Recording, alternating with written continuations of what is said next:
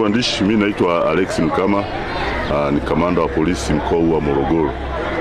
Leo hii siku ya tarehe 7 mwezi wa pili 2026, jeshi la polisi mkoa wa Morogoro limeitumia kama siku rasmi kwa ajili ya kuzindua siku ya familia ya askari polisi, Police Family Day.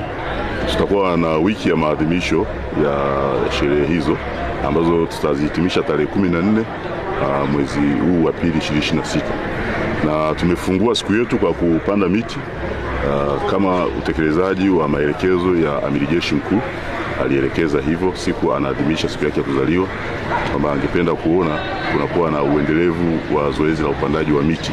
Kwa hiyo na sisi tumefanya hivyo, lakini mahitaji ya ekolojia, tulianza jeshi tukakuta kuna miti ipo na imekuwa ikitumika, lakini ekolojia inatutaka pia kwamba sasa tuweze kurudishia ile miti. Kwa hiyo tunafanya hivi kama hitaji la ekolojia, lakini kama pia ushiriki wa jeshi la polisi kwenye kutunza mazingira, na kwa sababu uharibifu wa mazingira ni sehemu pia ya uhalifu, na sisi miongoni mwa majukumu yetu ni usalama wa raia na mali zao, lakini tunazuia pia uhalifu, ikiwemo uhalifu unaohusisha uharibifu wa mazingira.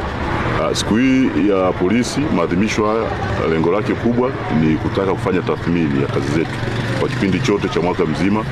Tumefanya majukumu, tulikuwa na wenzetu, kuna wenzetu wametuacha, kuna wengine wanastaafu, lakini kuna wengine wanaingia jeshini.